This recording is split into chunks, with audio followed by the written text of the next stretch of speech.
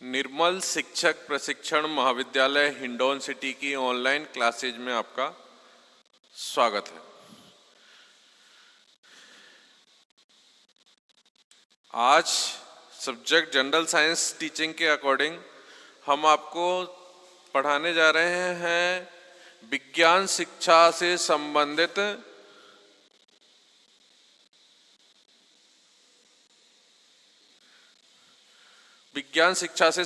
पक्ष।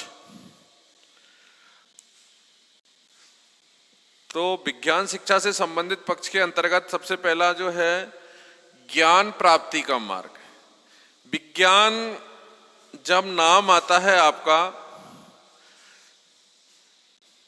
तो ऑटोमेटिक ही आपके पास ये आ जाता है कि हमने कुछ ज्ञान टेक्नोलॉजी ग्रहण हो रही है। विज्ञान ज्ञान का ही एक रूप है। तो सबसे पहला जो पॉइंट है ज्ञान प्राप्ति का मार्ग है विज्ञान। विज्ञान स्वयं तो ज्ञान का भंडार है ही, यह अन्य विषयों का ज्ञान प्राप्त करने का भी सच्चा मार्ग भी बताता है और विषयों का मार्ग भी प्रशस्त करता है। यह शंका व तर्कों का निवारण खुले दिमाग से करने में सहायता प्रदान करता है। कहने का तात्पर्य यह है कि विज्ञान, सामान्य विज्ञान जो है वो न केवल खुद तो ज्ञान का भंडार है ही, लेकिन अदर सब्जेक्ट और हैं जैसे इतिहास, भूगोल, अर्थशास्त्र, नागरिक शास्त्र, राजनीति शास्त्र, शिक्षा तथा समाजशास्त्र आदि विषयों के वैज्ञानिक विषयों के रूप में सामाजिक विज्ञानों के वर्ग में रखा गया है। इनको भी हम सामाजिक विज्ञान कहते हैं। नागरिक शास्त्र को, अर्थशास्त्र को, राजनीतिक शास्त्र, समाजशास्त्र, भूगोल, इतिहास, ये भी हमारे विज्ञान की श्रेणी में ही आते हैं। राजनीति विज्ञान सुना होगा आपने नाम।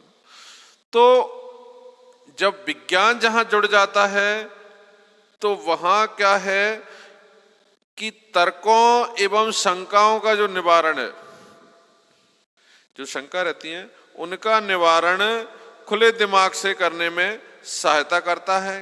कौन? विज्ञान। तथा प्राप्त निष्कर्षों को वास्तविकता की कसौटी पर परखने वाला दृष्टिकोण उत्पन्न करता है। एट लास्ट तर्क की कसौटी पर कसके उसको बिल्कुल परफेक्शन, किसी तरह का संदेह नहीं रहना।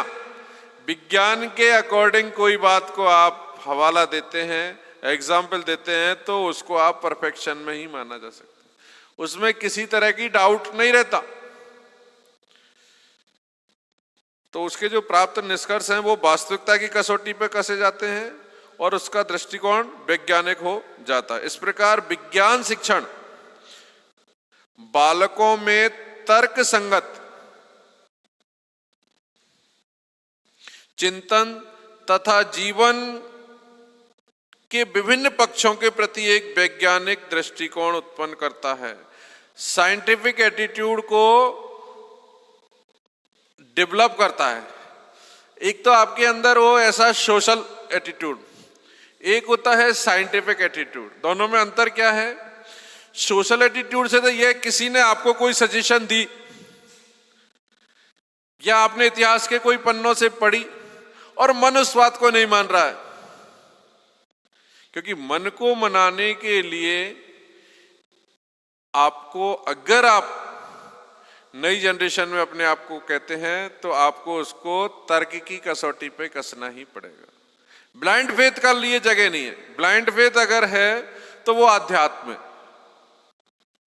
भगवान को ने तो देखा है और उसके बनाए हुए रूल रेगुलेशन से उनको फॉलो करते रहो। लेकिन अगर विज्ञान को फॉलो करोगे तो तर्क तो देने ही पड़ेंगे। शंकाएं हैं तो उनका निवारण होगा। अगर उनका निवारण नहीं हुआ तो मन एक्सेप्ट उस ज्ञान को नहीं करेगा।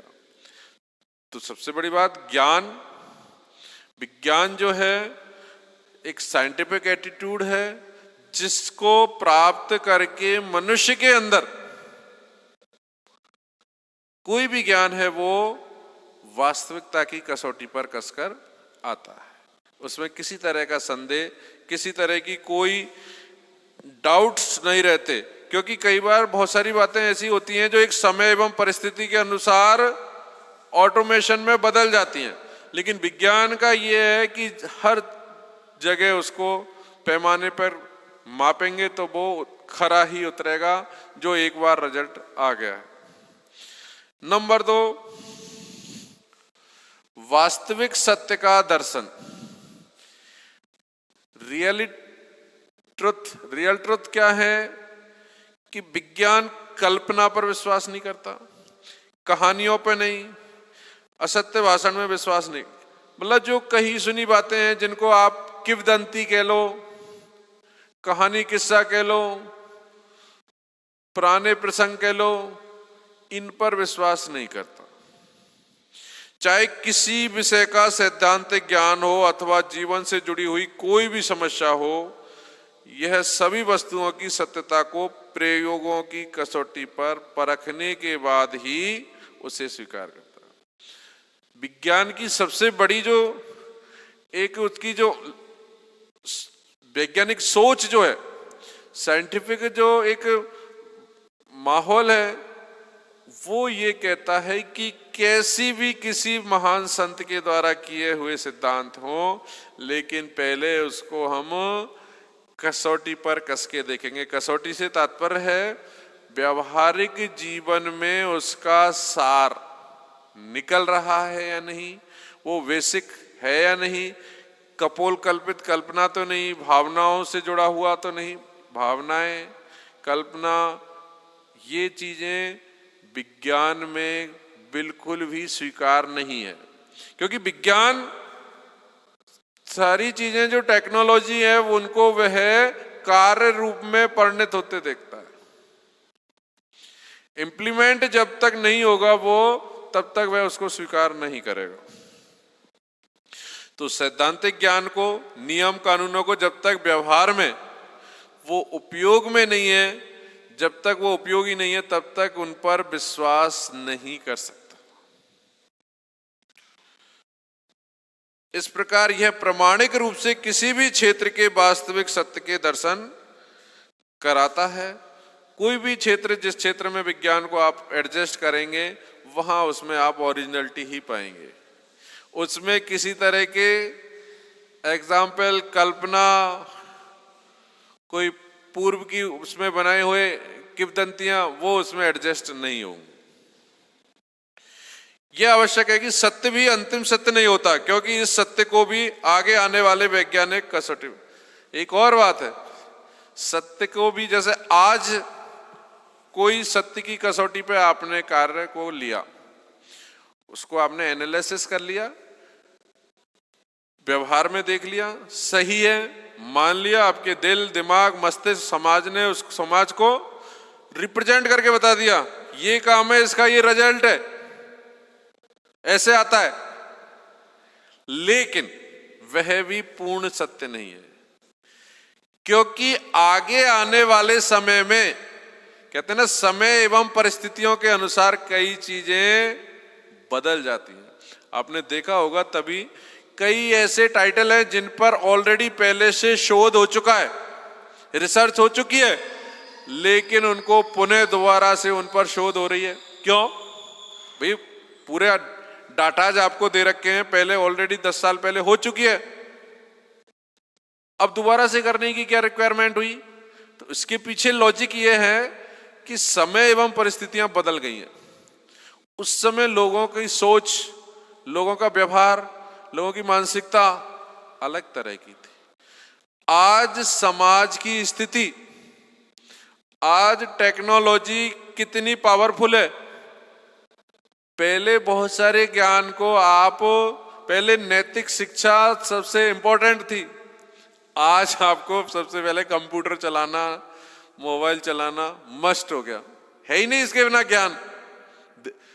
आज कोरोना काल में जिस पर मोबाइल चलाना नहीं आ रहा है, उसको आप किस कैटेगरी में रख सकते हो बताओ? कैटेगरी का मतलब भाई अशिक्षा, बिल्कुल घोर अशिक्षा के रूप में ही नहीं, क्योंकि सारे काम ही ऑनलाइन हो रहे हैं। अब आज ट्रांजैक्शन, ये तो चलो अभी खुल गया है, लॉकडाउन था तो सारे काम ही ऑनलाइन ट्रांजैक्शन से हो रहे हैं, डिजिटल ट्रांजैक्शन जिसको कहते हैं। तो डिजिटल तो तभी तो कर पाओगे जब आप उसकी जानकारी रखोगे टेक्नोलॉजी की। अब आप निबंध तो कितना ही बड़ा लिख दोगे, लेकिन निबंध अपनी जगह है, कल्पना लोग अपनी जगह है, मौलिकता अपनी जगह है, लेकिन टेक्नोलॉजी अपनी जगह है। तो वास्तविक सत्य का दर्शन कराती है विज्ञान। ओरिजिनलिटी में है क्या, आज क्यों रिक्वायरमेंट हुई, इस बात का भी एहसास कराता है विज्ञान।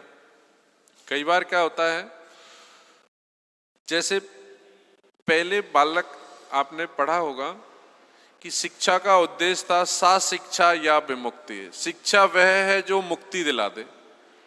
मुक्ति से जानते हो, भगवान ऐसा हमें ज्ञान दे कि हम ऐसे कोई गलत कार्य नहीं करें और हम सहज इस काया से मुक्त हो जाएं और ईश्वर की प्राप्ति कर लें। पढ़ाई में ये पहले पढ़ाई, इन वेदों का इनका अध्ययन था, उसको प्राप्त करो, ज्ञान को लो, अध्यात्म को लो और परमात्मा के पास पहुंच जाओ। लेकिन समय एवं परिस्थिति के अनुसार शिक्षा के मानक बदले। शिक्षा के उद्देश्य बालक का सर्वांगीण विकास हो गया। आज कोई से आप भूल से भी कह दोगे कि भैया प्रभु के यहाँ जाना है, उसके लिए कुछ ज्ञान लिया, कैसी बातें करते हो साहब, कौन कह रहा जाना है वहीं नहीं जाने के लिए हमारी, हम तो अभी बढ़िया ऐसे आराम से अभी दोबारा मत कहना। तो यानी प्रभु से साक्षात्कार की कोई किसी को रिक्वायरमेंट नहीं है, यह जगत ही उनके लिए सबसे दिव्य लोक है। तो इस जगत में अपनी पहचान अगर किसी को बनानी है, अपने को स्थापित अगर करना है, तो उसको अपडेट होना होगा। एक वर्ड है अपडेट, बहुत जगह सुना होगा आपने। सॉफ्टवेयर अपडेट मांगता है कि नहीं? कोई भी फाइल है अपडेट मांगती है, यानी पुरानी हो गई है, उसको नए वर्जन में लेना है, नए ढंग से उसको दोबारा से डाउनलोड करना होता है, अपडेट कहलाता है। तो इंसान को भी अपडेट करना होगा। अपडेट कब होगा? जब उसको विज्ञान के रूल एंड रेगुलेशंस, यानी उसका पूरा ओवरऑल जानकारी जब आपको मिल जाएगी, तो आप विज्ञान से जुड़ जाएंगे। चाहे वो टेक्नोलॉजी से जुड़े, चाहे आप पर्यावरण से जुड़े। सामान्य विज्ञान के अंतर्गत कई सारी विज्ञान अभी मैंने आपको बताई, जिसमें इतिहास भी है, भूगोल भी है, विज्ञान का एक रूप है।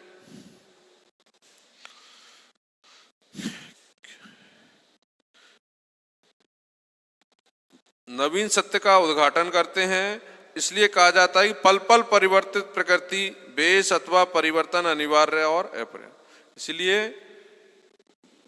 इसी का बता रहा हूं मैं, वास्तविक सत्य के दर्शन, कि जब परिवर्तन प्रकृति का नियम है, तो समय समय पर जो हमारे सिद्धांत नियम जीने के हैं, खान पीन के हैं, बोली भाषा के हैं, सब बदलते रहते हैं और उसको हम समय समय पर तरक्की की कसौटी पर कसकर उनको हम वैलिड घोषित करते हैं। नंबर 3, सौंदर्यानुभूति की जागृति। सौंदर्यानुभूति क्या है? सौंदर्यानुभूति के अंतर्गत पहले कहा है, आध्यात्म के अंतर्गत सत्यम शिवम सुंदरम। सत्य ही शिव है और शिव ही सुंदर है। यदि ऊपर से देखा जाए तो वही सुंदर है जो चरम सत्य है, वही शिव है और शिव ही सुंदर है। ट्रुथ इज द ब्यूटी, किसने कहा है?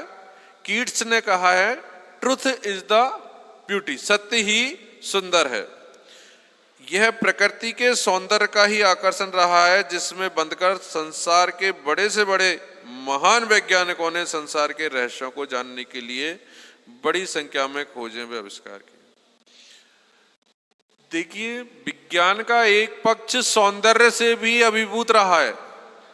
पर्यावरण में, जगत में जो अच्छा लगता है उस पर रिसर्च करना, उसका ज्ञान बढ़ाना, ये हमारी एक मूलभूत आवश्यकताओं में आता है। जो चीज़ें हमें अच्छी लगती हैं उनमें और गहराई में जाना, और उससे हम बंध जाते हैं। और बड़े बड़े महान वैज्ञानिक भी संसार के इन रहस्यों को जानने में, भाई आज चाहे खान पान में है, नॉनवेज है, मछली है, पेड़ पौधे हैं, उन सब की जानकारी, उन सब का हमारे लिए कितना फायदा है। आज बैलेंस डाइट में एक विटामिन है, विटामिन B12, उसकी पूर्ति ऐसा बताते हैं हर मनुष्य के अंदर उसकी कमी आ जाती है। कौन से मनुष्य? जो नॉनवेज नहीं खाते, जो वेजिटेरियन है, शाकाहारी हैं, उनको सबको। और B12 की कमी में क्या होता है? वीकनेस आना, सर में दर्द रहना, आंखें भारी होना, ऐसे सिम्टम्स हैं, थकान सी रहना। तो अब बात आती है कि भाई B12 की पूर्ति कहां से होगी? तो साइंस तो ये कहती है उसकी मेन पूर्ति तो नॉनवेज से है। लेकिन जब हमारी संस्कृति में नहीं है ऐसा खान पान, तो इसके लिए फिर इसके सब्स्टिट्यूट है। या तो उन्हीं का, जैसे मछली का तेल निकाल के और उसको दवाओं में कन्वर्ट करते हैं, या जैसे इंजेक्शन लगते हैं, उससे उसकी मात्रा जो कमी है उसकी मात्रा को बढ़ाया जाता है। तो विज्ञान के अंतर्गत जो हमें हमारे पर्यावरण में सुंदरता, उस पर भी रिसर्च की जाती है। नंबर 4 है बौद्धिक विकास। विज्ञान शिक्षण बालकों के बौद्धिक विकास, उनकी बुद्धि की डेवलपमेंट करता है। बौद्धिक विकास का तात्पर्य बालक को बुद्धि के रूप में जन्मजात जो शक्ति प्राप्त हुई है उसका संपूर्ण विकास करना।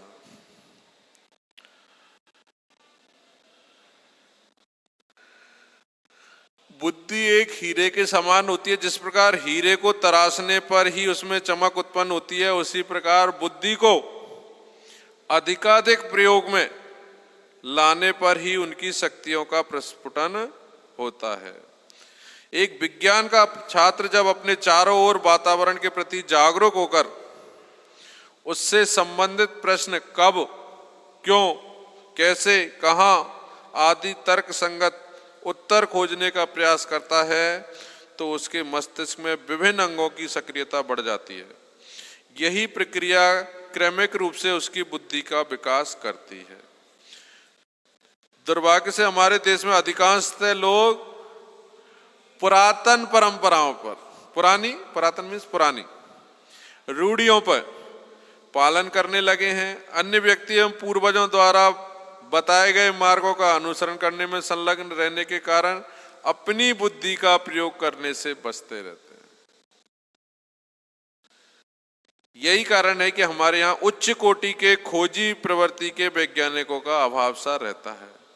स्वतंत्र भारत के 70 वर्षों में एक भी ऐसा बड़ा वैज्ञानिक नहीं हुआ जिसमें अंतरराष्ट्रीय स्तर पर किसी वैज्ञानिक आविष्कार या ख्याति। देखिए, अब इसको आप ये कहें कि ये भारत की संस्कृति का ही परिणाम है कि लोगों की सोच वैज्ञानिक नहीं बन रही, मान सकते हैं।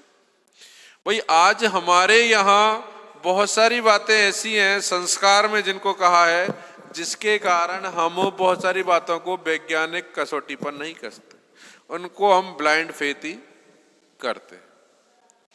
अब इस ब्लाइंड फेथ के कारण क्या होता है, कई जो धारणाएं हैं, कई जो सोच हैं, कई जो विचार हैं, उन पर पूरा फोकस नहीं हो पाता है।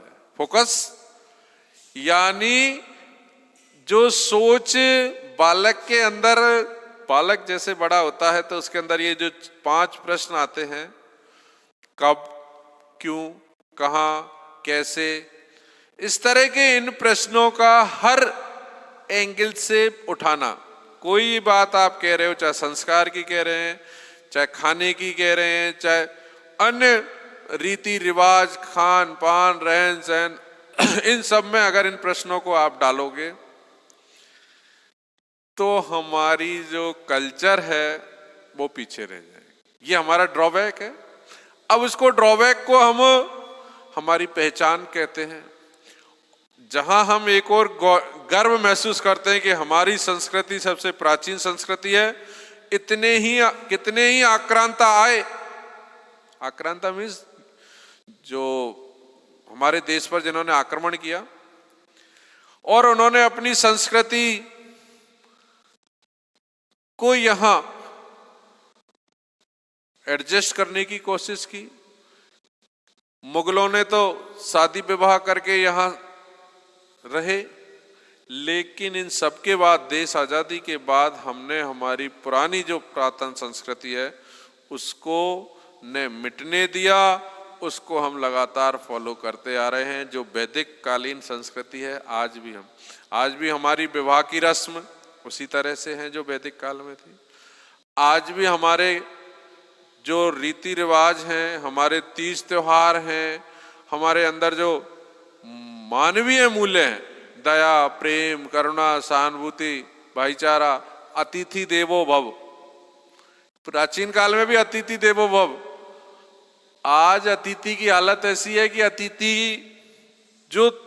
जिनकी सोच थोड़ी सी वैज्ञानिक हो गई है, उनके लिए तो अतिथि कोई मायने नहीं रखता। वो तो ये कहते हैं भैया जल्दी से कट जाओ, या फोन पे ही कि कोई फोन आया आपके रिलेटिव का, अरे मैं आज हिंडौन में ही हूं और बाहर से आया हूं, कोई उसमें ड्यूटी थी मेरी, आज मैं मिलूंगा आपसे, लाओ नाइट में वहीं रुकूंगा, सुबह निकलो। अरे भाई साहब, हम भी बाहर शादी में आए हुए हैं, घर पे तो कोई भी नहीं है, जबकि आप लोग घर पे ही हैं और फोन पे बहाना बना दिया। ऐसे हमारी भारतीय संस्कृति में अगर किसी का फोन आ जाए तो उसको ये मानो भगवान का फोन आया। आज गॉड आपसे ये कहे कि मैं आपसे मिलना चाह रहा हूं, टाइम बताओ, तो आप जो कहोगे टाइम ही टाइम है, मैं तो सब जगह से छोड़ के वहीं मिलूंगा साहब, पूरे दिन आपका इंतजार करूंगा। ये तो हमारी संस्कृति है और ये फॉरेन कल्चर है, ये जिसको हम वैज्ञानिक रूप से कसौटी पे कस के देखें कि यार हमारे लिए लाभ कितना पहुंचा रहा है। ये आएगा, इतना समय जाएगा, खाएगा पिएगा, कितना कुछ कर जाएगा, ठीक है, इससे काम कभी पड़ेगा, नहीं जाएंगे इसके यहाँ, कभी काम पड़ेगा, होटल में ठहर लेंगे उधर, अगर मान लो कोई अच्छी सिटी में रह रहा है। ये लो, आपने मन को समझा लिया, मन को तर्क की कसौटी पे रख लिया, उसको संस्कृति को, और रखते ही वो सारे विचार, वो सारी भावनाएं वो हट गई। तो कहने का तात्पर्य यह है कि आज जो लेखक कह रहा है, मैं अब लेखक के अनुसार चल रहा हूं, लेकिन एट लास्ट तो संस्कृति को, हमारी की को, भारतीय संस्कृति को जो फॉरेनर हैं, जो विज्ञान को मानते हैं, वो फॉलो करने लगे हैं। क्योंकि हमारी संस्कृति के अंदर सबसे बड़ी खासियत यह है कि लोगों में मानवता ज्यादा है, लोगों में एडजस्टमेंट ज्यादा है। यहां तलाक बहुत कम होते हैं, रेयर केस में। फॉरेन में तुरंत आज शादी करी तुमको तो कल तलाक हो जाए, ये सोच है। अब उसको आप साइंटिफिक सोच में ले सकते हो। आज रिश्तों की जो धज्जियां उड़ रही हैं, अब धीरे धीरे तो खैर हर चीज ही बदल जाएगी। आगे आने वाले 10 साल में तो शादियों का जो रूप है, आज भी बहुत बदलाव आ गया है। पहले शादी विवाह में 10 दिन तक आप शादी को ही इंटरटेन करते थे। मान लो लगन आ गई 10 दिन पहले, तो सारे रिलेटिव लगन के टाइम पर और उसके टाइम पर आ जाते थे, और वो 10 दिन तक पूरा जमावड़ा, माइक बज रहा है, डांस हो रहा है, घर पर ही पूरा सारे लोग छुट्टियां उट्टियां लेकर मने।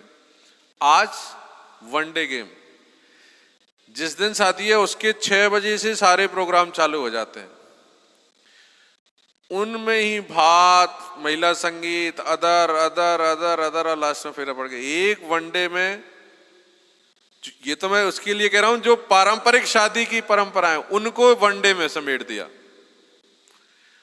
बाकी शादी के और कई फॉर्म है, उनमें तो कोई है ही नहीं लेना देना ही।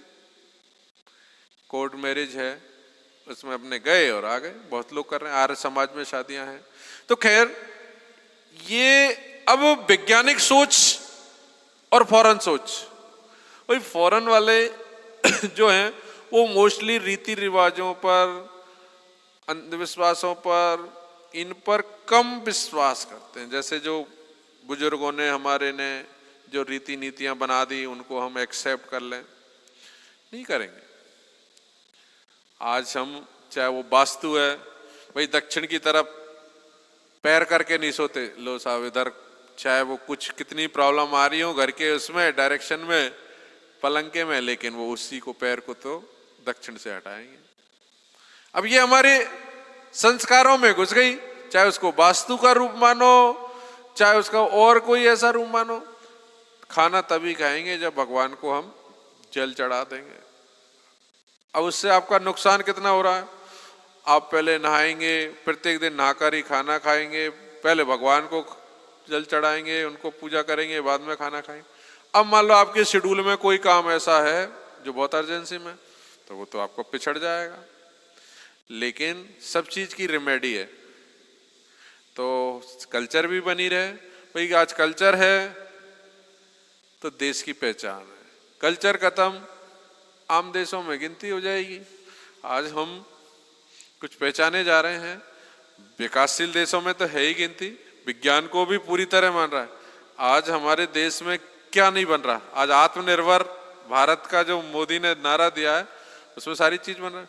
वैक्सीन बराबर में बन रही है, फॉरेन कंट्रीज में बन रही है कोरोना की, इंडिया में बन रही है। फॉरेन कंट्रीज यहाँ इन्वेस्ट कर रहे हैं, मिलकर कई सारी चीजों में व्यापार कर रहे हैं। ये सब ऐसा नहीं है कि हम पूरी तरह से रंग में वही उस टाइम के वैदिक काल के रंग में, नहीं। हमारी संस्कृति भौतिक और अभौतिक दोनों तरह की है। तो कहने का तात्पर्य विज्ञान हमें जहां एक और बौद्धिक विकास कर रहा है, वहीं बौद्धिक विकास के अंतर्गत हमारी सोच में भी परिवर्तन कर रहा है। फिर है चिकित्सा जगत। चिकित्सा जगत के लिए आवश्यक ही नहीं, अनिवार्य हो गया। कैसे अनिवार्य हो गया है? आज बिना चिकित्सा संभव ही नहीं है। जो छात्र अपने जीवन में चिकित्सक बनना चाहते हैं और इससे संबंधित शोध करना चाहते हैं, उनके लिए विज्ञान अनिवार्य है। बल्कि अन्य छात्रों को भी विज्ञान शिक्षण जीवन संग्राम में स्वास्थ्य रक्षा, प्राकृतिक चिकित्सा तथा छोटे मोटे इलाज के लिए अत्यधिक सहायक होते हैं। इसके अतिरिक्त उपचार से सुरक्षा अधिक महत्वपूर्ण है। Prevention is the better than cure के सिद्धांत के अनुसार भी बीमारियों और रोगों की रोकथाम करने में भी विज्ञान का बहुत अहम रोल है। प्राणायाम भी एक विज्ञान ही है जो हमारे शरीर में बीमारियों को आने से रोक देता है। यदि प्रत्येक छात्र के लिए प्राणायाम प्रारंभ से ही अनिवार्य कर दिया जाए तो वह बीमार ही नहीं पड़ेगा। देखिए, सामान्य विज्ञान का जो ये पक्ष हम बताने जा रहे हैं, इसमें चिकित्सा जगत के लिए भी विज्ञान की बहुत सारी रिक्वायरमेंट। देखो, वहां तो है ही, अगर आप MBBS कर रहे हैं तो सारी चीजें विज्ञान से ही चलेंगे, या नेचुरोपैथी का कोर्स कर रहे हैं तो वहां भी विज्ञान तो चाहिए ही चाहिए कि भाई वो भी एक विज्ञान है। पर्यावरण से आप जोड़ेंगे पूरा, उसका मट्टी पानी और उनसे करेंगे तो पूरा साइंटिफिक ही मैटर बनता है। ठीक है, क्योंकि भाई नेचुरोपैथी भी एक विज्ञान ही है। इसके अलावा आज हमारे बॉडी के अंदर जो बॉडी की रेजिस्टेंस पावर है उसको बढ़ाने के लिए या अपने आप को फिट एंड फाइन रखने के लिए बहुत सारे हम वैज्ञानिक जो नीति नियम है उनको अपना के चलते हैं। प्राणायाम भी विज्ञान का ही एक रूप है। उसके माध्यम से उसको रेगुलर छात्रों को कराया जाए तो वो बीमार कम पड़ेंगे। इसके बाद है मनोवैज्ञानिक विकास। मनोविज्ञान व्यवहारिक विज्ञान का प्रमुख आधार है। मनोविज्ञान के अनुसार छात्रों को बालकों की रुचियों, योग्यताओं, क्षमताओं और आवश्यकताओं के अनुसार शिक्षा प्रदान की जानी चाहिए। यही सिद्धांत आधुनिक बाल केंद्रित शिक्षा प्रणाली का मूल आधार है। स्किनर, पावलव, कोहलर, थार्नडाइक आदि मनोवैज्ञानिकों ने वैज्ञानिक प्रयोगों के माध्यम से सीखने के नियमों व सिद्धांतों का प्रतिपादन किया। विज्ञान के माध्यम से किस तरह से हम सीखें, लर्निंग कैसे हो। रोजर व मैस्लो ने भी मानव विकास के वैज्ञानिक आधार पर ही व्यक्तित्व का विकास का प्रतिपादन किया। अतः अधिगम और व्यक्तित्व, सीखना और ओवरऑल पर्सनैलिटी आदि की मनोवैज्ञानिक संकल्पनाओं का आधार भी विज्ञान ही है। कहने का तात्पर्य यह है कि आपकी जो पर्सनैलिटी है उसमें अगर आपको निखार लाना है तो ये सब डिपेंड करता है आपके ऊपर। इसके बाद है अंधविश्वासों को दूर करना। अंधविश्वास व्यक्ति के विकास को अवरुद्ध कर देते हैं। सीधी सी बात है, अंधविश्वासों में आदमी झाड़ फूंक और इनमें बीमारी आ रही में इलाज नहीं कराता है, देवी देवताओं के चक्कर लगाता है, उनमें ही आदमी। तो इनको दूर करने में भी जो है विज्ञान का अहम रोल है। विज्ञान का सबसे पहला कार्य मानव जीवन से अंधविश्वास को दूर करना है। सबसे अधिक सॉफ्टवेयर इंजीनियर अपने विभाग में डपोर संघ की ज्योतिषों द्वारा निर्मित कुंडलियों के मिलान पर आज भी विश्वास करते हैं। हमारे अधिकांश शिक्षकगण, नेता, अभिनेता, समाज के अन्य प्रतिष्ठित व्यक्ति जिनके मार्गदर्शन की जाती है, वे स्वयं जातिवाद, वर्गवाद, क्षेत्रवाद लिप्त रहते हैं। एक वैज्ञानिक दृष्टिकोण से संपन्न व्यक्ति में ये सब बुराइयां नहीं होती हैं, इसलिए उन्हें दूर करने के लिए विज्ञान शिक्षण आवश्यक। आज के समय में अंधविश्वास को दूर करना, जातिवाद, भाषावाद, इनको दूर करने का काम वैज्ञानिक अगर जो है विज्ञान तरह सोचता है तो वो इनसे बहुत दूर होके चलता है। नमस्कार।